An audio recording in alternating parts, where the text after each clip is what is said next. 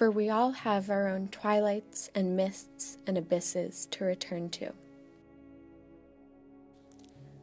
When I first started thinking actively about mist for this project, many connotations came to mind. When mist came to mind, I associated it with being dreamy, mystical, spooky, and because of our class discussions, a hybrid of air and water.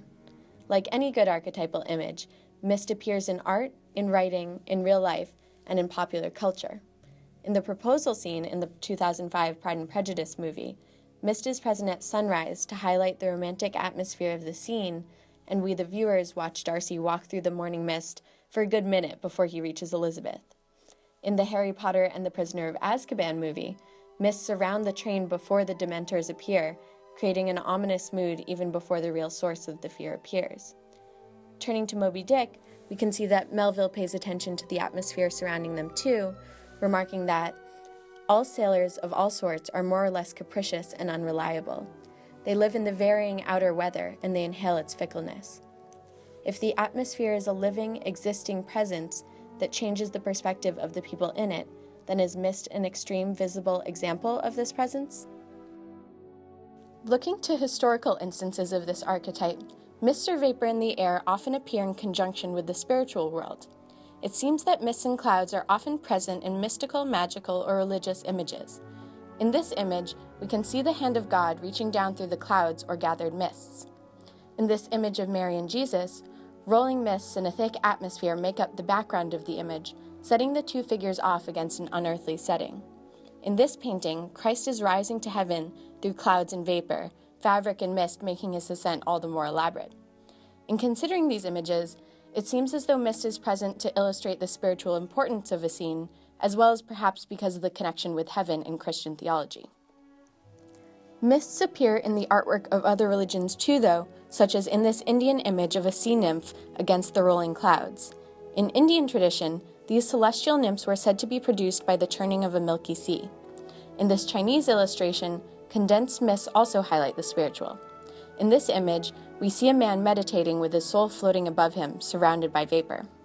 Perhaps mists are so prevalent in these various images of the spiritual to show the power of such mystical figures by emphasizing that the elements are under their control. Mists also appear to belong to the realm of the mystical. The mists allow the viewer no physical point of reference. There is no ground or tree for the viewer to locate themselves, making the image all the more otherworldly.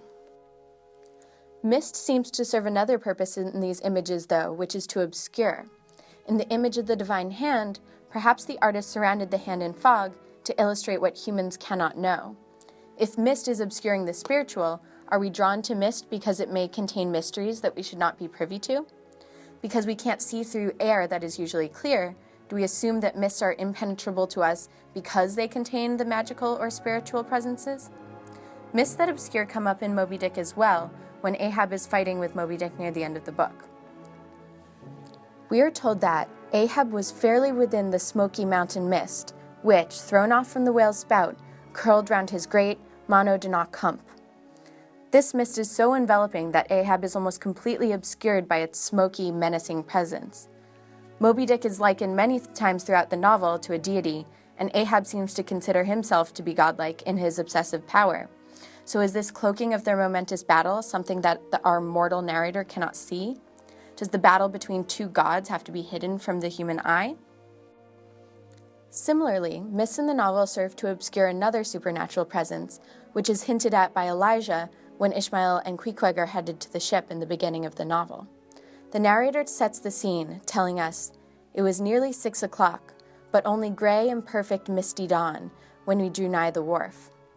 While Elijah's implication that there were figures moving towards the boat may have seemed unnecessarily spooky at the time, the morning mists were indeed providing cover for Fedallah and the other creatures with them, who are hidden until much later and who do represent a mystical presence on the ship. They also represent something that is more to be feared, giving us the example of mists concealing the terrible or hellish.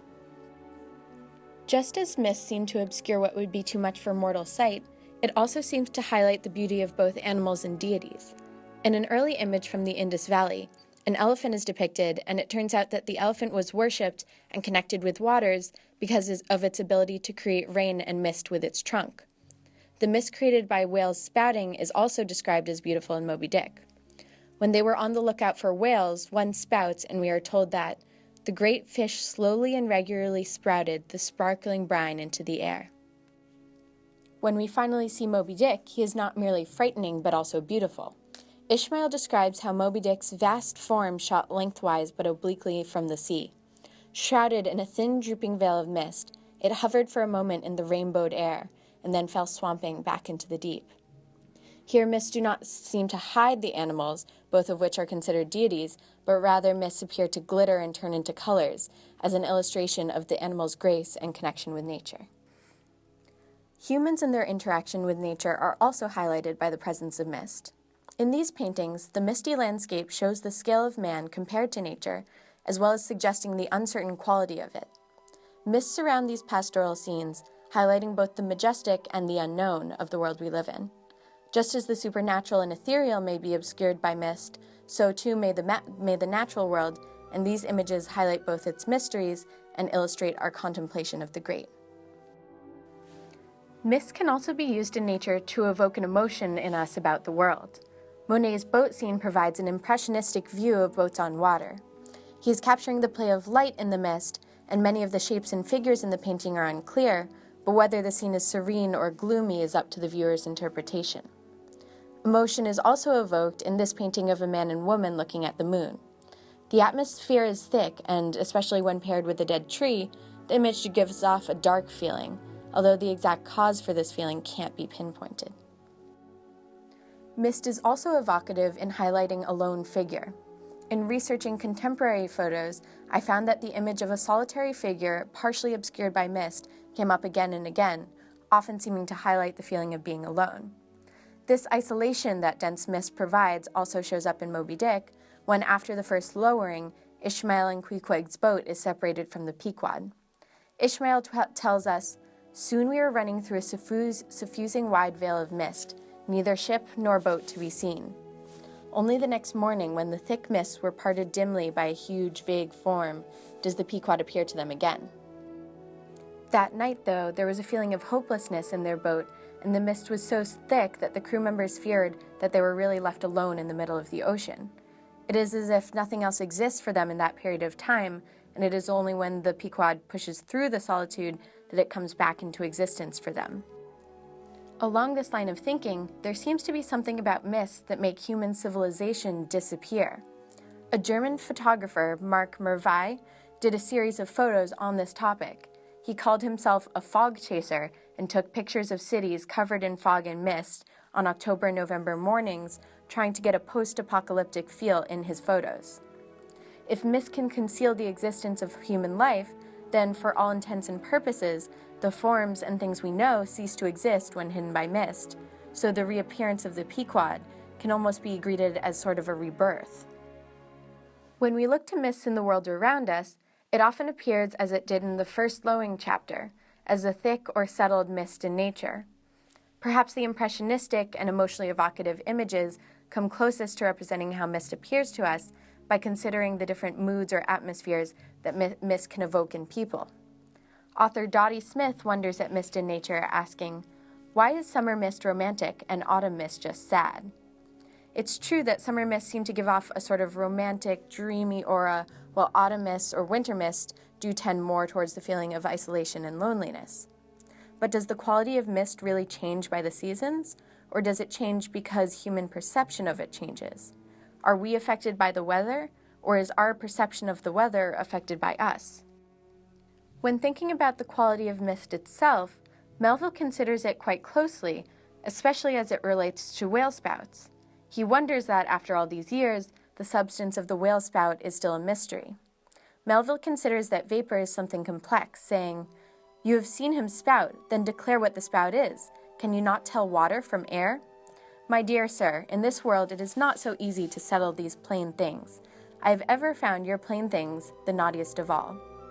In examining mists, it seems that you cannot pinpoint exactly what it is, that it doesn't fit into the categories of air and water, that it cannot be classified or quantified, and that perhaps we don't have the ability to adequately understand something so elusive. Being both a hybrid of air and water, It takes on multiple qualities at once, and perhaps the more we try to describe it, the more confusing and indefinable it becomes. Melville eventually settles the matter by saying, "Still we can hypothesize even if we cannot prove and establish. My hypothesis is this, that the spout is nothing but mist." His final dismissive comment on the matter is perhaps more significant than it first appears. If we can't prove anything about it, is mist merely nothing? You can see it, but it has no substance. It's there, but you can't measure its dimensions. It exists, but it's inherently ephemeral. But how can nothing be an archetype? How can nothing illustrate the importance of gods or be used to obscure the mystical or terrible? How can nothing highlight the beauty of animals and nature or serve as a contemplation of the great? How can nothing intensify the feeling of isolation or evoke emotion in people? Perhaps mist is so magnetic to the human imagination precisely because it is not concrete. As a floating, changing mass of two elements, it can bring up the unreal, the obscure, the mystical, the unknown, and the dreamy as a reflection of human experience. There's a quote in Hamlet that says, "There is nothing either good or bad, but thinking makes it so." So perhaps mist can never be inherently anything, but it is a reflection of the parts of human nature that aren't quite certain. Maybe the presence of mist transports us to a place that we're not necessarily comfortable with, but drawn to nonetheless. I think as humans we have an innate fascination with what we can't see. When something that should be visible to us no longer is, we distrust that it is still really there. When mist obscures the world around us that we usually assume to be fixed and stable, I think that there's some part of us that thinks that it is no longer there, and that in its place is something unusual, something terrible, something mystical. The presence of mist allows for our imagination to, consciously or not, admit the possibility of an alternate human experience, one that is not real, not substantial, not known, but rather one that admits all possibilities, even the emotional, the irrational, and the magical. I'm going to end with an Emily Bronte poem called "Mild the Mist upon the Hill." Mild the mist upon the hill, telling not of storms tomorrow. No, the day has wept its fill, spent its store of silent sorrow. Oh, I'm gone back to the days of youth. I am a child once more, and 'neath my father's sheltering roof, and near the old hall door, I watch this cloudy evening fall, after a day of rain. Blue mists, sweet mists of summer pall, the horizon's mountain chain. The damp stands on the long green grass, as thick as morning's tears, and dreamy scents of fragrance pass, that breath of other years.